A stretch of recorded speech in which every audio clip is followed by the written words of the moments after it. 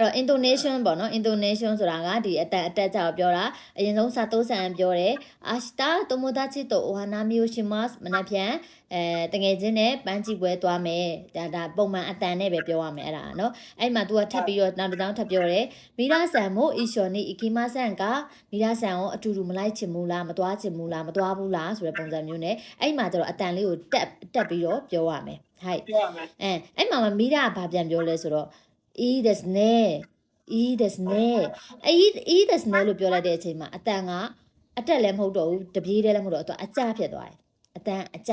အတန်နဲ့ပြောတယ်いいですねအဲ့လိုပုံစံမျိုးအဲ့တော့ဒါလေးကဘာလဲဆိုတော့ဒီစာကြောင်းမှာဒီစကားပြောမှာတယောက်နဲ့တယောက်ကအတန်အတက်အကြရှိတယ်ဆိုတာလေးကိုပြောပြတာနားလေလားနော်အဲ့တော့တူတူပဲလိုက်ဖတ်မယ်ဒီ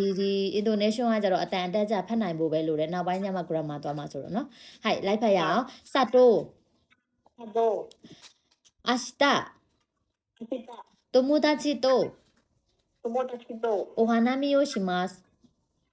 お花見をしますပြန်ပြောမယ်နော်明日友達と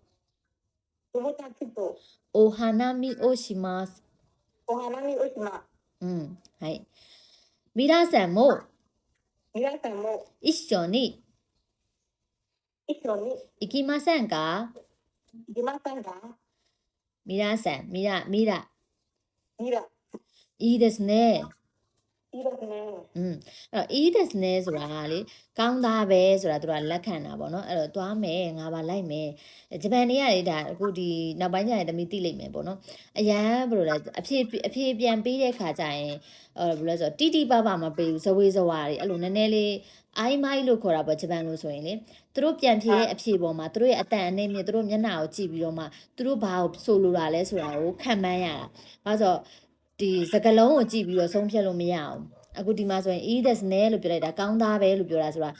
မလိုက်ဘူးလို့ပြောတာမဟုတ်ဘူးလိုက်မယ်လို့ပြောတာသူ့ရဲ့ဟာနော် e this နဲ့ဆိုတဲ့အဓိပ္ပာယ်နော်အဲ့လိုမျိုးဇဝေဇဝါဖြစ်အောင်အရန်ပြောတာဂျပန်တွေကအဲ့ဒီတိုင်းပဲနော်ဟုတ်ပြီအဲ့ဆိုရင်ဒါအတန်ပြီးသွားပြီရလား